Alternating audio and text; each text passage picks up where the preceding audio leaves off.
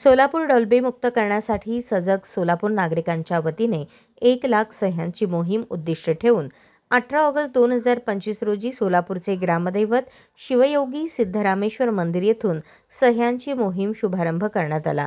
या प्रसंगी सोलापुरातील सर्व राजकीय पक्षाचे पदाधिकारी व सामाजिक संघटनांचे पदाधिकारी यांनी एकत्र येऊन परिश्रम घेत सजग सोलापूरच्या वतीने सर्व सोलापूरकरांना विनंती केली आहे की डॉल्बी मुक्त सोलापूर करण्यासाठी प्रत्येक सोलापूरकरांनी सहभागी व्हावे।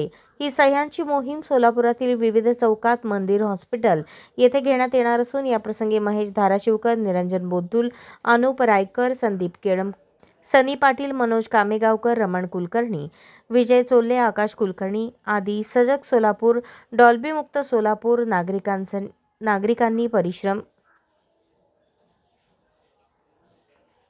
सजग सोलापूर डॉल्बी मुक्त सोलापूरसाठी परिश्रम घेत आहेत।